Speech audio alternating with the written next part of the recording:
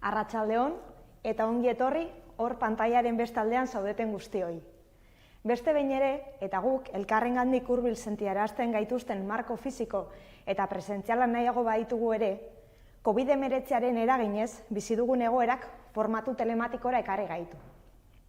Hala ere, uste dugu, ezker independentismoak egiten duen hezkuntzaren gainerako gogoetaren aurkezpena egiteko saio hau emankorra izango dela guztiontzat. Gaurkoan, arian aurkeztera gatoz. Esan bezala, ezker independentismoaren begiradaz, hezkuntzaren gainean 2 urte luzez egin dugun arnaz luzeko gogoetaren emaitza aurkeztera. Herrigintzarako aro berri bat abiatu behar zela eta gogoeta estrategikoa egiteko plaza hutsa sortu genuen 2017an. Ezker independentismoaren betaurreko ideologikoetatik Euskal Herriari eta herrigintzari begiratzeko espazio horizontal, ireki eta parte hartzailea. Bertan, 2019an hasita, hezkuntzaren gaineko gogoeta prozesua saio eta modu ezberdinetan garatu dugu. Bai plaza hutsaren beraren 3 saiotan, baina baita Hego Euskal Herriko hainbat herritan egin ditugun aurkezpenetan, eta baita ere bidelagun izan ditugun hainbat aritu eta adituren ekarpenekin. Eta horietako batzuk plaza hutseko web orrian aurkitu ditzakezue bideo formatuan. 100 lagunek hartu duzute parte prozesuan zehar, eta aberatsa izan da. Eta ez soilik bukaerako prozesua, proposamena bera, baizik eta bidea egitea ere bai. Prozesu guzti honen emaitza beraz arian da. Izenak berak ere izana adierazi nahi luke. Nolabait, prozesu honen asmo eta helburua. Horrela, esangura bikoitza daukanitz bakarra dugu. Arian H irakurriz gero, ariari lotuta transmisioan eterin gabe sarea josiz, eta H gabe irakurriz gero, jardunean arituz bagabiltzala adierazi nahi lukeena. Eta izenetik izanari tokia egiteko, aurkeztuko dizuet gaur hezkuntzaren gaineko gogoeta honen edukiak azalduko dizkiguten 2 emakumeak. Lehenik, Olatze Giguren, sortu antolakundeko herrigintza lantaldeko kidea, eta bestetik Nora Salbots, psikopedagogoa eta Amaiurko eskola txikiko maistra. Eta biak ala biak plaza hutsean hezkuntzaren gogoetako lantaldean arituak, beste hainbat kiderekin batera. Olatzek, plaza hutsean egindako gogoeta kokatzearekin batera, bertan egindako diagnostikoaren berri emango digu. Eta Norak euskal publikotasunean kokatuko du helburua, eta ipar horretara iristeko bidea ere jorratuko du. Olatzi hitza eman aurretik pare bat ohar. Hitzartze bien amaieran tarte bat irekiko dugu ikus-entzuleon iritzi edota galderak jasotzeko. Eta horretarako, Twitterrean Traola hezkuntza PH erabiliz edota YouTubeko kanalean zuen iritziak edo galderak egin beharko dituzue. Besterik gabe beraz, Olatz, zurea da hitza.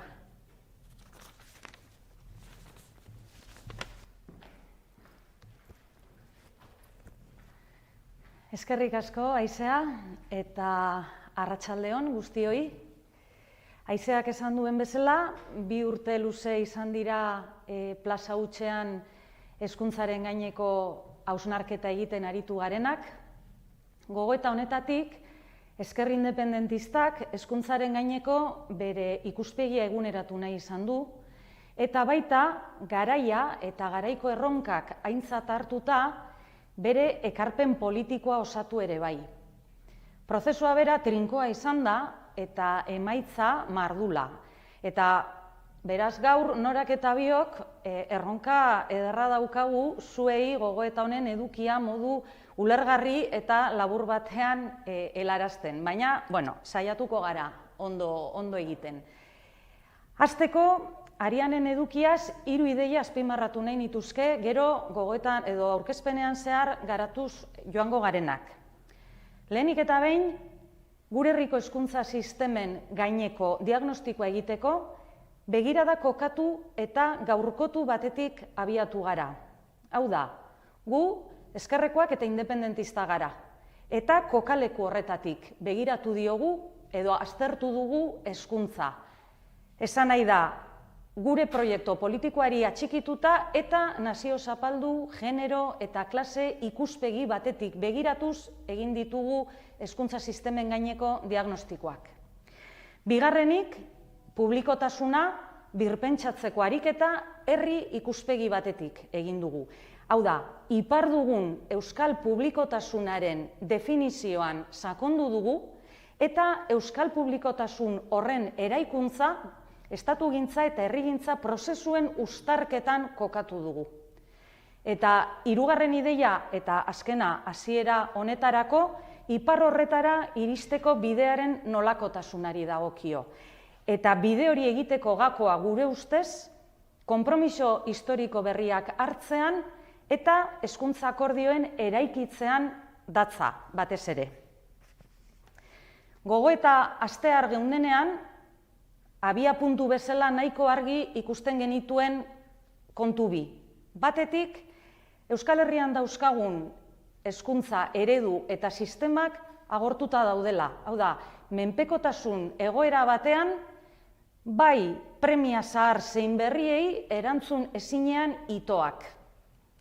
Esango genuke, oinarri hau nahiko partekatua dela gaur egun bai hezkuntza komunitatean eta ziurrenik hezkuntza komunitatetik harago ere bai. Bigarren ideia edo bigarren kontu bat argi ikusten genuena garaian. Momentu historikoari begiratuta, krisi sistemiko batean eta aldaketa handien aro ziurgabean sartzen ari ginela. Esan nahi baita, klima larrialdia, bioaniztasunaren galera, migrazio fluxu etengabeak, digitalizazio aro bat, eta beste hainbat gauza. Eta testuinguru horretan, involuziorako eta autoritarismorako joera berriak nabarmentzen zihoazela. Gerora, COVID-19 pandemia etorri zaigu, eta esan dezakegu aldaketen aro berri hortan bete-betean sartu gaituela pandemiak berak. Beraz, une hartan argi ikusi genuen, hezkuntzaren gaineko hausnarketa eta ekimena bera ere bai, garai historikoaren parametroetan kokatu behar genuela. Eta horretarako, gure herrian dauzkagun hezkuntza sistemen inguruko diagnostiko zorrotza egitetik hasi, testuinguruan ondo kokatu eta garaia eta honek dakarkena ondo irakurri behar genituela. Beraz, lehen lana edo lehen urratsa diagnostiko hori egitea izan zen. Horretarako, gure hezkuntza sistemei ertzetatik begiratzen saiatu gara. Errealitatearen azterketa beraz, zapalkuntza ardatzen arabera egin dugu. Hau da, bazterrean gelditzen diren errealitate horietatik, nahiz eta bukaeran ertz anitzeko osotasun bakar gisa irakurtzea ezinbestekoa den. Hortaz, 3 ardatz egoeraren azterketa hori egiteko. Lehena, hezkuntza sistemak burujabea ez den nazioan.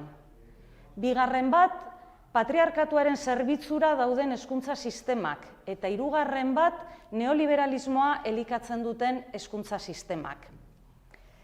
Lehen azpimarra da, Euskal Herria nazio zapaldua dela, eta beraz, herri eta herritar bezala garatzeko eskubidea bera ere ukatua dugula. Ondorioz, Euskal Herriaren izate eta beharren araberako hezkuntza sistema propio bat eraikitzea ere ukatu egiten zaigu. Jakina da, badakigu, estatu modernoetako hezkuntza sistemak estatu nazioen garapena eta biziraupena bermatzeko edo ziurtatzeko eraiki zirela. Eta haien orden sozial, politiko eta ekonomikoa birproduzitzeko tresna bezala izan ere. Hor kokatzen ditugu baita ere Frantziar eta Espainiar estatuko hezkuntza sistemak. Egun ere, adibide bezala, frankismoarekin hautsi ez zuen 78ko erregimenak jartzen du Hego Euskal Herriko hezkuntza sistemetan sabaia eta muga non dagoen. Bestalde, begirada feministatik, hezkuntza eredua sistema patriarkala iraunarazteko diseinatuta dagoela argi ikus dezakegu bai kurrikulum edukietan, bai hezteko zein mundua ulertzeko proposatzen zaizkigun bideetan, baita ere balio individualista edo lehiakorretan eta beste hainbat adibidetan ere bai. Kurrikulum androzentrikoak eta akritikoak ezartzen zaizkigu. Oraindik ere, testu liburuetan nagusi dira eredu gisa gizonak, zuriak, heterosexualak, erdaldunak eta erosmen ahalmena daukatenak. Aitzitik, ekitatea edo justizia soziala, genero ikuspegia, ahalduntzeko ariketa kolektibo zein individualak, ahizpatasuna, maskulinitate ereduaren inguruko hausnarketa edo aktivismoa bera ez dira inolaz ere dauzkagun hezkuntza sistemetan lehentasun. Ezta ere, norbanakoaren garapenerako hain garrantzitsua den alde sexual, emozional, afektiboaren lanketa bera. Eta proposamen feminista eskidetzaileak egin direnean, eta ziur denok buruan momentu hontan eskola daukagula, ordainetan judizializazioa eta jasarpena izan dugu. Hirugarren ardatzean esan dugu neoliberalismoa elikatzen duten hezkuntza sistemak dauzkagula. Badakigu, mendebaldeko estatuetan hezkuntza sistemak pertsonaren garapen integrala edo aukera berdintasuna bermatzea baino, ekonomia edo enpresa interesei erantzuteko antolatzen direla. Aipa ditzakegu berriz ere kurrikulumak, argitaletxeak, baztertzen diren jakintzak, diagnostiko frogen homogeneizazio eta erabilera, edo enpresa mundutik dakarzkiguten kalitate estandarrak eta beste hainbat gauza ere bai. Baina egun hori baino harago jarri zaigu listoia. Hau da, egunerokoari, harremanei, hezitzaileen egiteko moduei dagokien eremu hortan ere sartu da merkatua. Bai enpresa eta bai lobien bidez ere bai. Eta zer esan teknologiari buruz? Barne prozesuen privatizazioa teknologia modernoz jantzia datorkigunean. Azken finean, komunitatearen ardura, espazioa eta erabakimena kentzera datorren ikuspegi ekonomizista eta privatizatzailea nagusitzen ari da, eta horren ondorioa gure ustez porrota besterik ezin da izan. Beraz, argi dago, askatasuna bezalako kontzeptuak, kohesioa, aukera berdintasuna edo parte hartzea ez direla dauzkagun hezkuntza sisteman izaera edota funtzioa blaitzen duten ez kontzeptu ez praktikak ere. Diagnostikoan, 3 ardatz hauekin batera, beste 4 eremutan ere azpimarra berezia jarri nahi izan dugu. Batetik, kultur transmisioan, bigarren, euskararen ezagutzan, hirugarren, haurren kulturan, eta azkenik, trantsizio ekologiko batekiko erantzukidetasunean.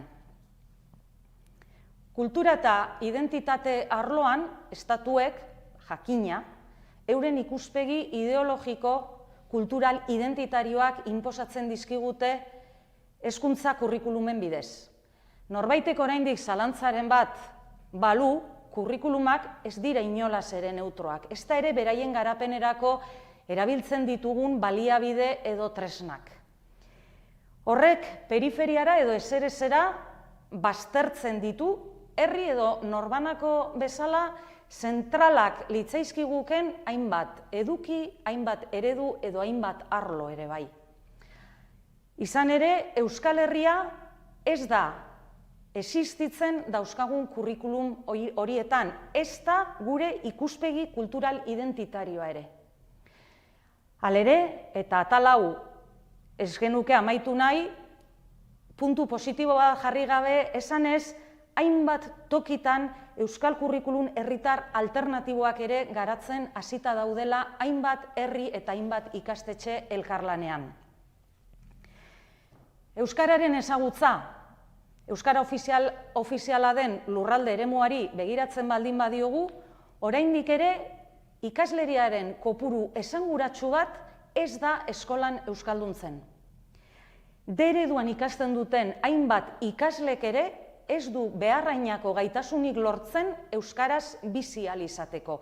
Zer esan, euskara bera, ikasten duten euskara bera erabiltzeko motibazioari dagokionez. Beraz, ezagutzaren unibertsalizazioaren inguruan ari garenean esan beharko da, asko aurreratu dela, hori ukaezina baita, baina oraindik ere helburuak bete gabe daudela.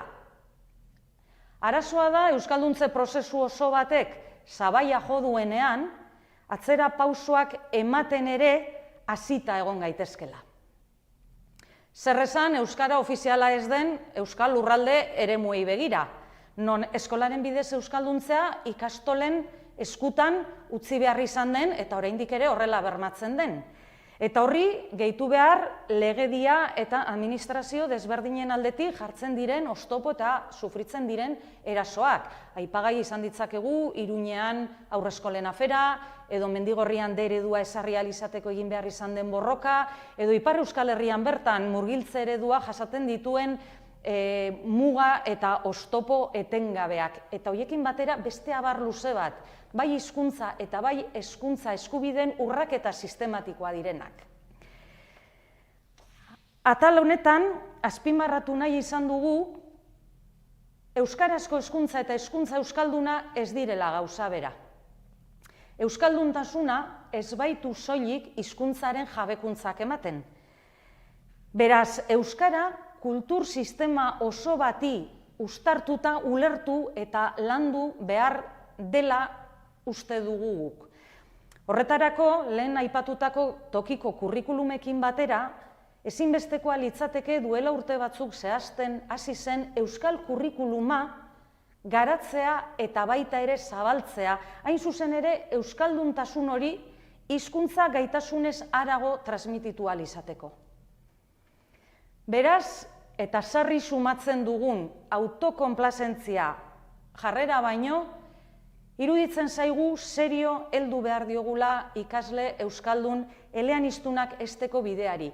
Eta horretarako uste dugu jauzi kualitatiboa eman genezakela baldin eta hizkuntza ereduen sistema behingoz gainditu eta murgiltze eta mantentze ereduaren aldeko bidea urratzen hasiko baldin bagina.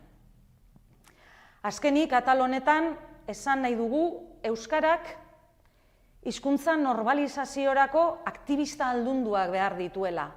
Euskaraz bizitzeko autokontziente bat egingo dutenak, eta hori euskararen irakaste hutsak ez du ematen. Beraz, gure ustez, hau ere bada eremu bat eskolak ekarpena egin beharko liokena eta beraz zer pentsatua ematen duena. Haurren kultura esan dugu, ziur denok ados geundekela esaten dugunean haurrak norbera izateko hezi behar ditugula, sentimentu, pentsamentu eta ekintzarako bulkadak elikatu edo esperimentaziorako eta jolaserako joera natural horiek bultzatuz, baina gero zer da egiten duguna oro har, gehienetan, helduaren begiradatik eta eredu transmisibo eta lineal eta zatituetatik irakatsi. Hori da oro har egiten duguna. Hezkuntza etapak eta zikloak ere maizegi departamento estankoak bilakatzen dira. Helburu akademikoak, helburu hezitzailei gailendu egiten zaizkie. Eta ikasgelak bilakatzen dira heziketarako edo irakaste gune bakarrak. Beste espazio batzuk edo hezkuntza ez formalak edo informalak eman ditzaken aukera anitzak aintzat hartu gabe. Inklusioaz ere asko hitz egiten dugu.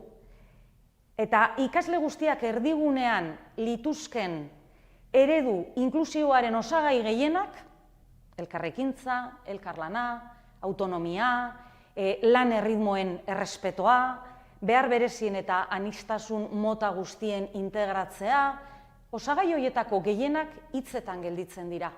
Edota, irakasle, edota kasurik honenetan ikastetxe batzuen borondate eta dedikazioaren menpe.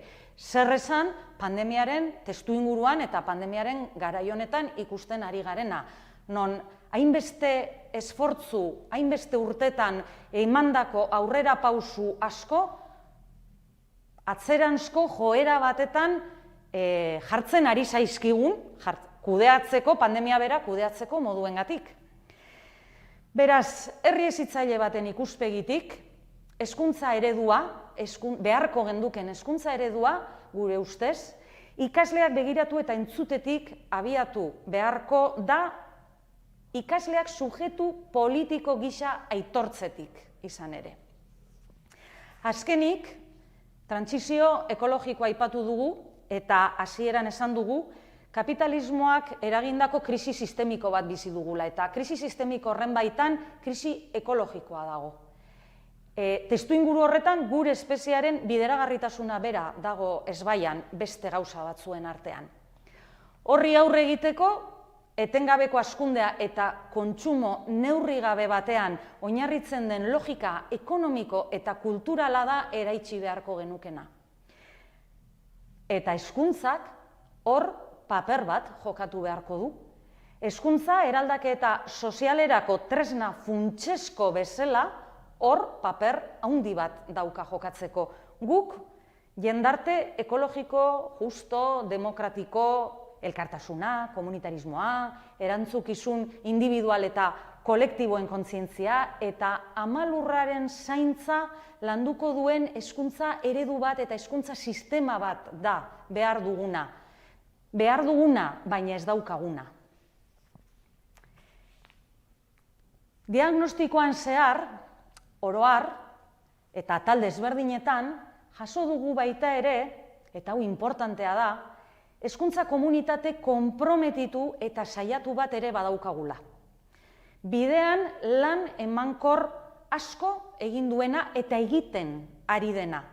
Naiz eta maizegi, egiturazkoa den egoera honen aurrean eta administrazioen oztopo eta utzikerien edo utzikeriak tarteko nekea eta ezintasuna ere nagusitzen diren. Halere, azpimarratu nahi dugu, hainbat ikastetxetan proiektu askotarikoak eta praktika on asko ere garatzen ari direla eta etorkizunari begira eta aurrera begira ere oinarri importantea izango direla.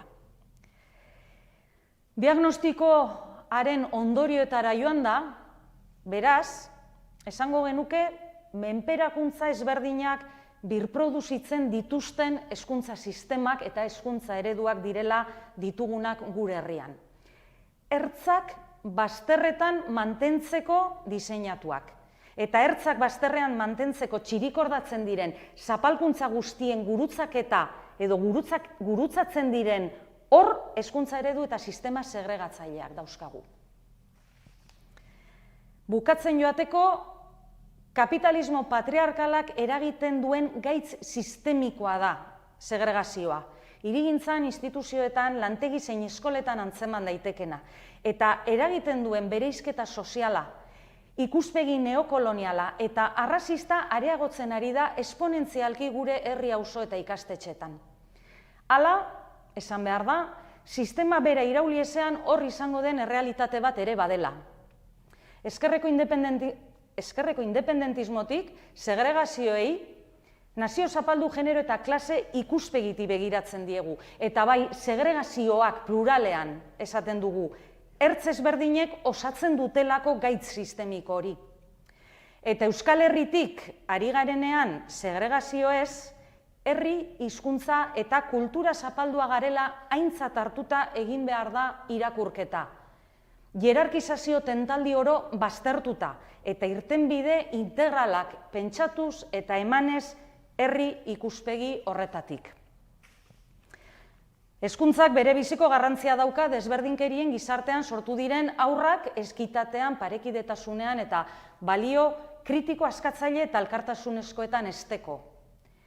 Bitartekoak eman behar dizkie ikaslei datozen klase sozialetik datozela edo jasaten duten zapalkuntza jasaten dutela hain zuzen ere horiek gainditu ahal izateko. Guk dauzkagun hezkuntza sistemek ordea funtzio hori betetzetik oso urruti daude.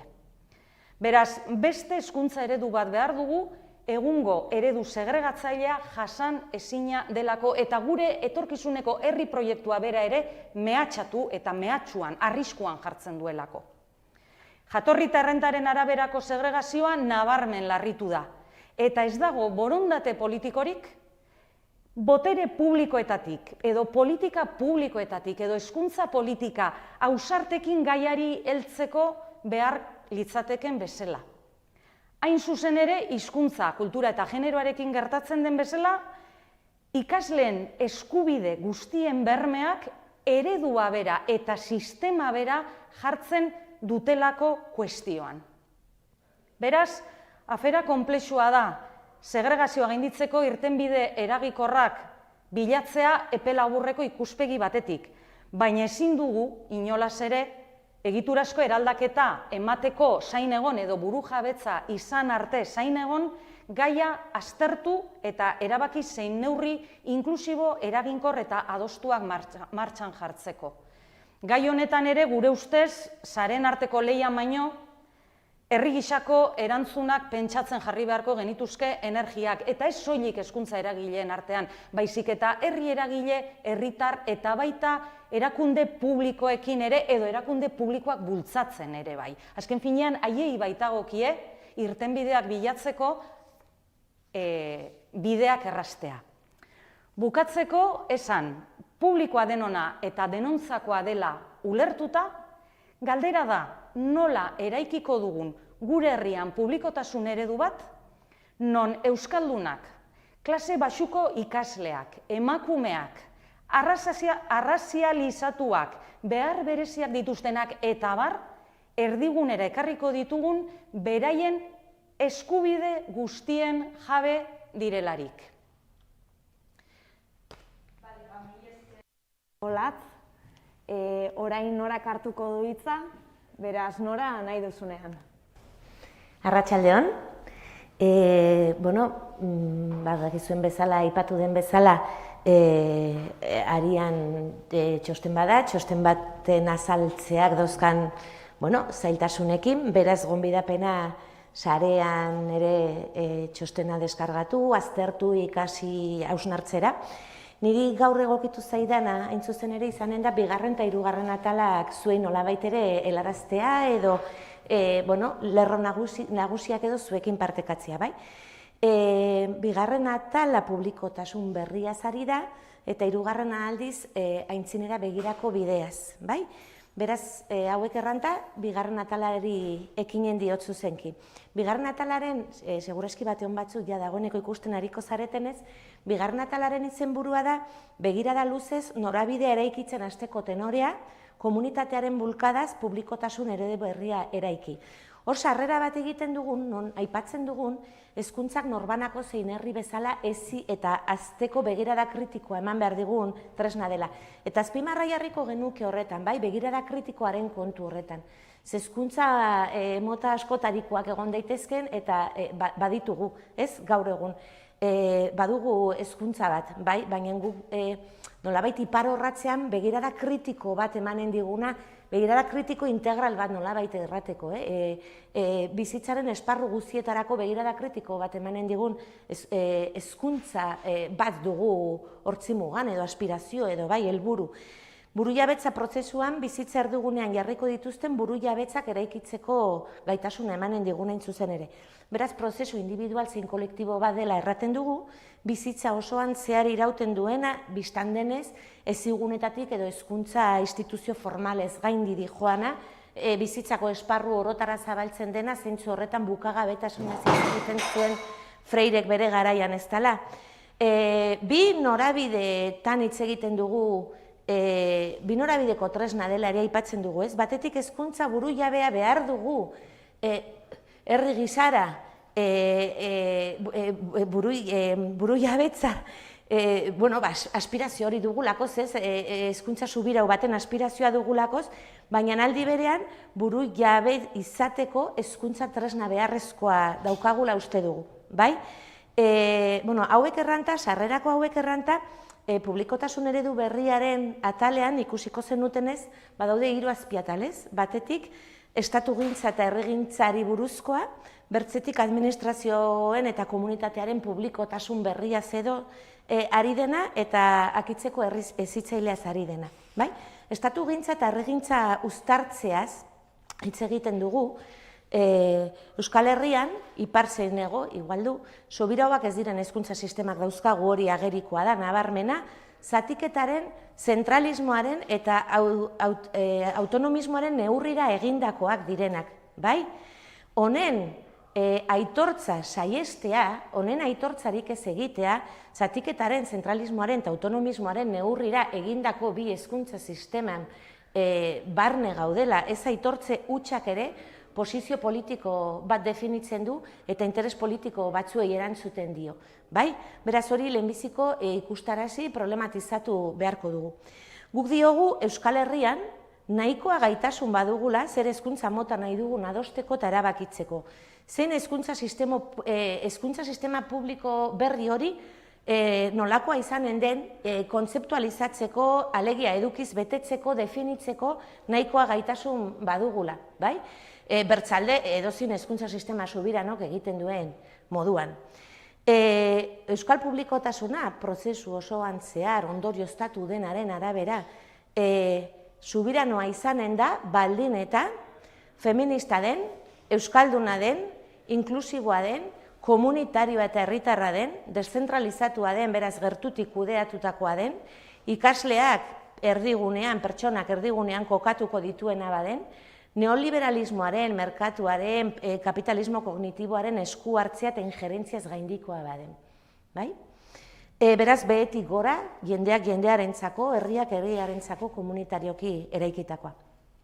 Bigarren galdera bat, edo azpiatal bada gai honetan, diona administrazioen eta komunitatearen publikotasun berria, ez hor galdera batzuk, ez nola ulertzen dugu publikotasuna. Eta uste dugu eztabaida honen interesa ez dela hezkuntzaren mundura mugatzen, bai?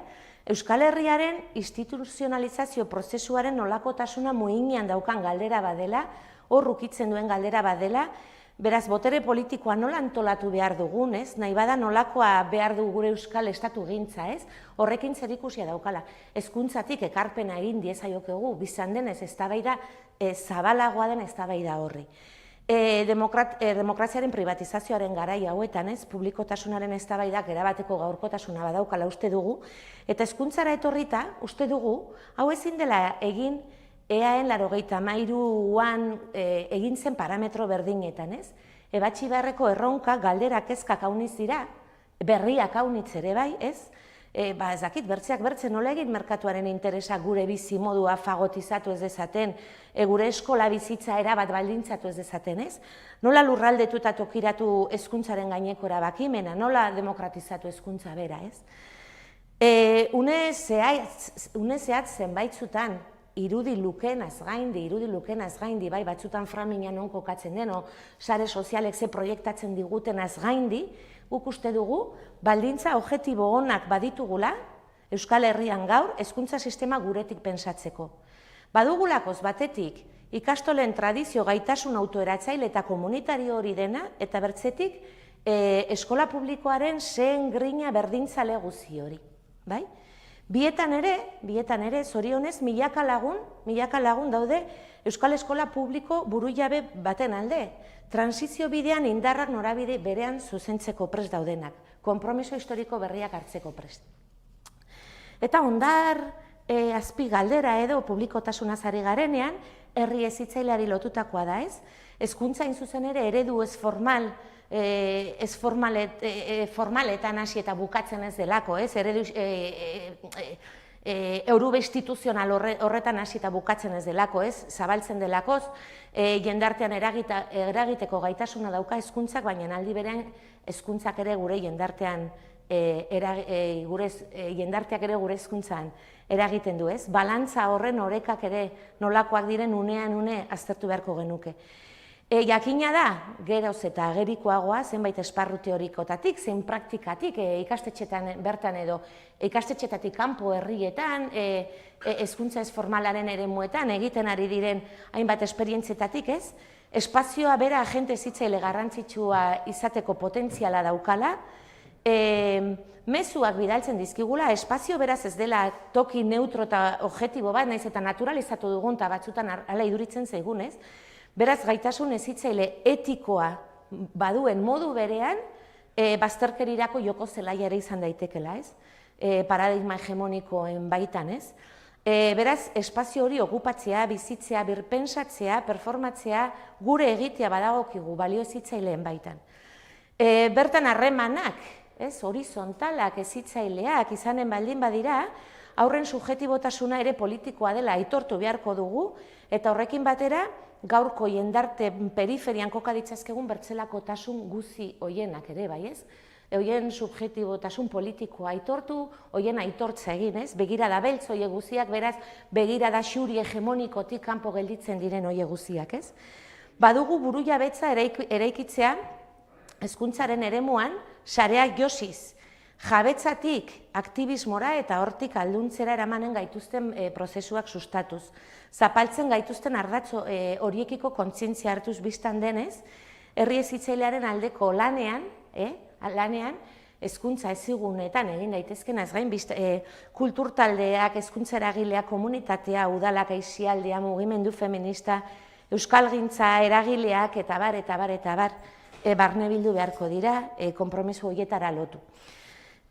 Hau, gutxi gora bera, da, bigarren atalean dioguna txostenean, arian. Eta orain, pasako natzaizue azaltzera, hirugarren atalean ematen direnak, ez? Hirugarren atalean bidea marrazten dugu, bidean aurrera pausoak elkarrekin ematen hasteko beharraz, gogoaz eta gaitasunaz hausnartu da. Eta hori 3 azpiatal daude, gaurtik beti gora biharkoa eraikitzeari buruzkoa, erakundeak baliatzeari buruzkoa, eta hezkuntza akordioarena. Eta zuzenean sartuko naiz gaurtik beti gora biharkoa eraikiz dioen horretan, bai? Ezker independentismoaren ustetan, epertainan emaitzak emanen dituzten pausu berriak emateko, hezkuntza burujabetzaren bidean, maila orotan, pausuak emateko, pausuak ematea badagokigu, bai? Hezkuntzaren begirada integral batetik begiratuta, hezkuntzari nahi bada, euskalduntzean, antolaketan, kudeaketan, pedagogia kritikoetan, komunikazio kulturalean, partaidetzan, feminismoan, inklusioan, pausuak ematea badagokigu. Horretarako ala beharrez elkarlana sustatu behar dela ondorio nabarmenetako bada. Gaurtik, ezigune, herri, udal, nazio mailan, artikulatu daitezken zenbait neurri proposatuko ditugu, bai? Proposatzen baitira txostenean. Batetik, aliantzak bilatzea eta bultzatzea, eragile eta norbanakoenak. Bertzetik, ikastetxeetako autonomia ondar zirrikituraino eramatea eta horrekin batera ezarritako mugak gainditzea ere, ahal denetan, indarra badenetan, beldurrik gabe. Hizkuntza ereduen sistema anakroniko hau gainditu beharko da, hizkuntzaren araberako segregazioa gaindituko baditugu, bai? Honetan, erakundeek badute zeregin bat, baina erakundeen aurretik ere eta erakundeek pausorik emateko asmorik ez balukete ere, udaletatik, ikastetxetatik, guraso elkartetatik, auzo elkarte, zaintza sareetatik ere, praktikan desagerrarazi dezakegun sistema anakroniko bada, bai? Bultzatuz, gure auzokidea, gure lagunak, hor lan bat egitea badagokigu eta konpromisoak hartzea zentzu horretan, ez? Pedagogia feministak hurrengo puntua, ezarri, bultzatu eta badenetan sakondu azkartu. Klase arraza binomioan gertatzen den segregazio gainditzeko neurriak hartzea, bai? Hezkuntzan eta baita hezkuntzatik kanpokoak begira dezagun adibidez, ze erlazio zuzena daukan segregazio horrek edo nola uztartzen direnez, edo nola gurutzatzen diren hor urbanismoan eta politika urbanistiko horiek eta espazioaren antolaketari dagozkion politika horiek hezkuntzarekin, sare sozial presentzialen pisua, geto ikastetxez baino getizatutako ikastetxez hitz egin beharko genuke, hori ere azaleratu hor azpimarra bai jarri, eta ez dira getizatzen kasualidadez, biztan denez hor esku hartze baten ondorioz eta praktika zehatzen ondorioz gertatzen den arazo larri bada.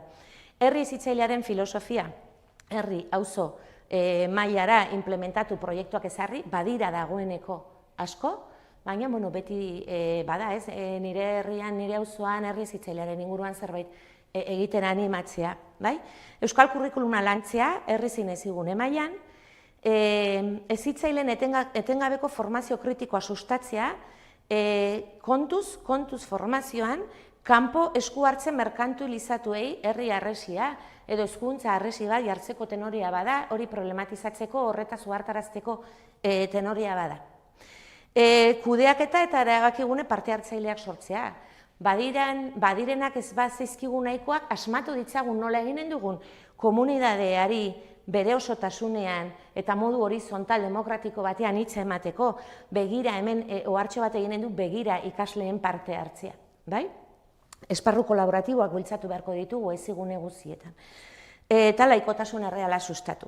Hau lirateke proposatzen ditugu neurriak. Eta bigarren azpiatal batean erraten dugu erakundeak baliatzea badugula honetarako, bai? Euskal erakundei dagokie biztan denez lege propio eta burujabeak osatzea hezkuntza komunitatearekin batera, bai? Alta, Olatzek Arestian zerbait aipatu dure bai, ez gara burujabetzaren zai egonen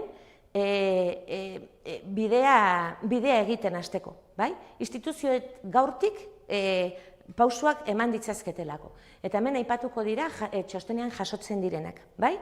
Ikastetxe zein udal mailan egin daitezken urrats guziek babestu beharko dira eta horretarako baliabide nahikoak bermatu. Doakotasun erreala bultzatu beharko da. Gure herriaren beharrak aztertu eta irtenbide emateko beharrezko titulazioak bertan sortu beharko ditugu. Langilearen lan baldintzak duindu, hori badagokigu eta egokitzea, lan harremanetarako esparru propioa bultzatzea, hezkuntza langile guztien egonkortasuna sustatzea. Urrengo puntu bat, instituzioi dagokiena guk jatik bultzatzen hasi beharko genukena. Eta da ratioaren jaitsiera orokor bat. Ratioak ez dira kalitatezkoak, ez dira ratio duinak, ez pandemian, ez pandemiaren aurretik ere, bai? Kalitatezko parametroetan kokatuko bagara, eta gainera, ikastetxeen arteko lehia merkantilizatu horiek saiestuko baditugu, zerbitzu publikoa diren horiek sasi merkatu bilakatuta, eta gainera lanpostuen galerak eta ikastetxean itxierak ekidinen baditugu, guazen elkarrekin ratioen jaitsierak eta ratio duin eta kalitatezkoak borrokatzera. Hezkuntza zentralizatzeko edo privatizatzeko neurri guzi ateak itxi, erne egon, adi arretaz begiratu. Eta begira, bertze azpimarratxo bat edo bertze ohartxo bat hemen ez, begira IKT-ekin pandemiaren ondorioz, lehenagotik ere, baina pandemiaren ondorioz, zer gertatzen ari den. GAFAnei, Googlei, Amazonei, Facebookei, Microsoftei eta barrei, zer oparitzen ari diogun, begira dezagun. Eta kritikoki begiratzeko garaia bada ez, ikuspegi mistiko eta gaindik teknologia oso kritikoki begiratzeko garaia badelakoz.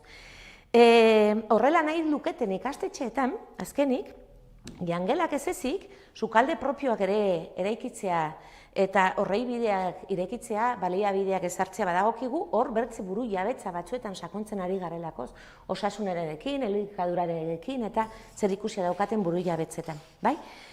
Eta azkeneko banoa, bai? Hezkuntza akordioa bat egitea. Txostena, hemen honekin bukatzen da, uste dugu atal garrantzitsua dela, bai? Eta apelazioak edo egin dizkiogu herri osoari hezkuntzan kezka daukan orori, bai? Hezkuntza akordioa bat egitea izena du atal honek, azkeneko atal honek, eta zera dio? Azpimarrak edo idei nagusienak. Gure hezkuntza sisteman, diagnosi zorrotza egin ez gero, egin den modukoa, bai, agortze egoera marrazten da, agerikoa da.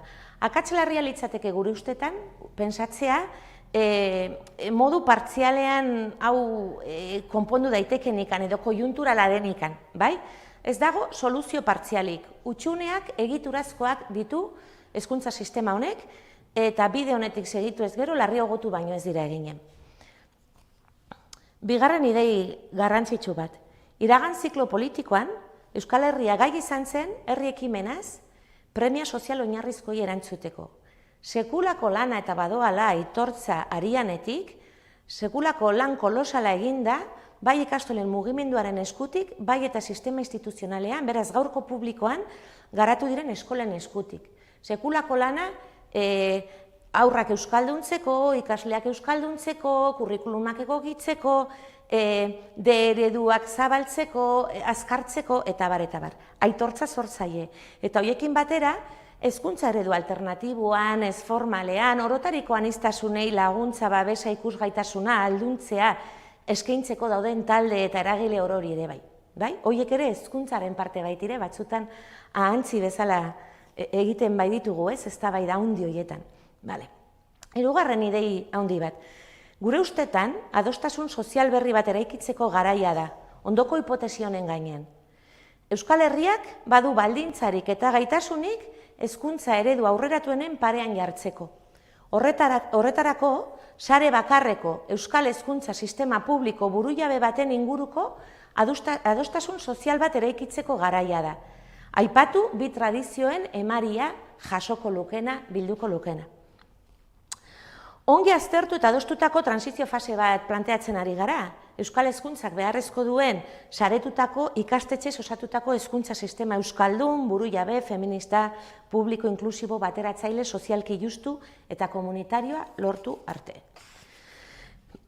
Ziklo politiko berrian, gatazka eta kontsentsu berriak behar ditugu. Garaikoak. Hezkuntzara etorri eta orain dela 30 urte izendatu ez ziren gatazkak izendatzea badagokigu, eta orain arte posible izan ez diren kontsentsu berriak saiatzea ere bai. Garbi dugu Euskal Hezkuntzaren inguruko oinarrizko kontsentsua posible dela betaurreko berriak janzten baditugu, eta momentuak eskatzen duen arduraz jokatzen badugu denok. Goazen bada sendo artikulatutako subjektu berri bat osatzera. Gaurko aurkezpena akitzeko edo, Freireren zita bat ekarri dugu, eta zera dio. Hezitzaile aurrerakoiek sinetsi behar dute ez direla irakasle hutsak, irakaskuntzako espezialista hutsak. Gu militante politikoa gara, irakaslea garelakoz. Eta gehituko genioke, militante politikoa gara, Euskal Hezkuntza komunitateko kide garelakoz, beraz ikasle garelakoz, guraso garelakoz, langile garelakoz, herritar garelako militante politikoa gara. Herri hau burujabetzara eramanen duen prozesuan, hezkuntzaren lubakian militante. Esker mila unitz. Mila esker Nora, orain hitzartzea bukatuta galdera eta iruzkinei tarte bat irekiko diegu.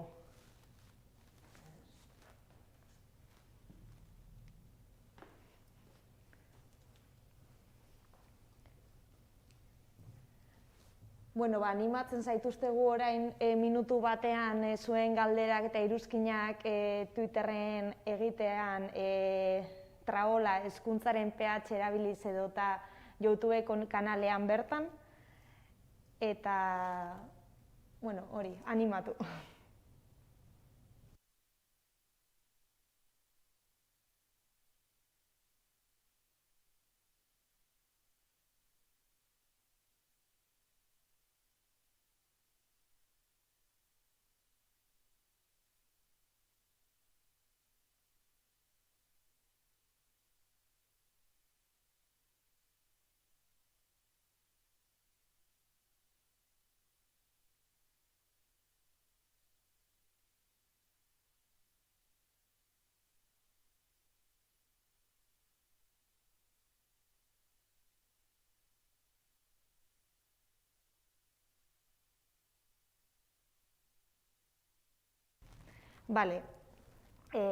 Badaukagu galdera bat,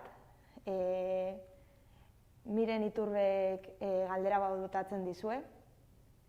Denbora guztian hitz egin da horren inguruan. Non dauden nerabeak, lanbide heziketa eta unibertsitatea? Niri dagokidanez edo pixka bat prozesua saltzeko, txostena, hau erran dugu, badu bere zailtasuna txosten bat horrela ekartzea, txostenan gazteez, nerabez eta aurrez solas egiten da, eta gero askotan aurrak beharrean ikasleak aipatzen da, hain zuzen ere ikasle mugimenduak eta barrek ere, prozesuaren parte izan dira, bai? Hora da, aprobetxatuko dut aipatzeko, ez? prozesu honen, hori gutxitan egin den, edo akaso inoiz egin ez den prozesu honen aberastasunetako bat, eta indarretako bat, hain zuzen ere, prozesuan parte hartu duten 100 lagun horien artean badaudela hezkuntzako orotariko langileak, badaudela ikasleak, badaudela gurasoak, badaudela herritarrak hezkuntzaren inguruan kezka badutenak, badaudela esparru desberdinetako ekarpen teorikoagoak, eta bar, eta bar. Eta, egia da, hasieratik erabaki zela unibertsitatearen esparrua hausnarketatik kanpo uztea, hori ere bai. Bertze guziaz jaso nahi izan da gutxi gora. Bai. Asko miren eta ematen du ez daudela beste inolako galdera edo iruzkinik, beraz, eskerrik asko. Ermilaunitz. Hor bertzaldean egon zareten guziei, eta animo orain badagokigu hau ikastea, eta hausnartzea, taldean eta banak ere bai. Animo.